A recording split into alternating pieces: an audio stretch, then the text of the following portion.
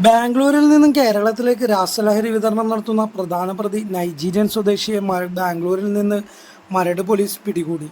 Nigerian സ്വദേശി ചിബേര Maxwell 38 Bangalore വിജയനഗറിൽ നിന്ന് പിടിയിലായത്. ഇതോടെ ഈ കേസിൽ പിടിയിലായവരുടെ എണ്ണം 6 ആയെന്ന് പോലീസ് പറഞ്ഞു.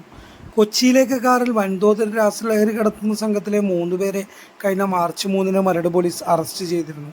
ഇതിനെ തുടർന്ന് നടത്തിയ അന്വേഷണത്തിലാണ് പിന്നീട് മറ്റു പ്രതികൾ പിടിയിലായത്.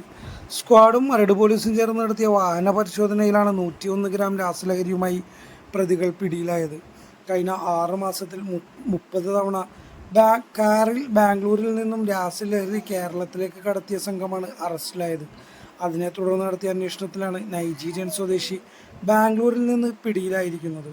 മൊത്ത വിതരണക്കാരനാണ് ഇയാളെന്നും 2 വർഷമായി കേരളത്തിലേക്ക് രാസലഹരി വിതരണം ചെയ്തിരുന്ന പ്രധാനിയാണ് പിടിയിലായതെന്നും പോലീസ് പറഞ്ഞു. ഇയാൾ പോലീസിനെതിരെ കത്തിവീശി ആക്രമിക്കാൻ ശ്രമിച്ചെങ്കിലും തോക്കു ചൂണ്ടിയാണ് കീഴ്പ്പെടുത്തിയത്. പാസ്പോർട്ടോ മറ്റു കാര്യങ്ങളില്ലാതെയാണ് ഇയാൾ ഇന്ത്യയിൽ തങ്ങുന്നത്. 8 പേരടങ്ങുന്ന പോലീസ് സംഘമാണ് ബാംഗ്ലൂരിൽ പോയി പ്രതിയെ അറസ്റ്റ് ചെയ്തത്.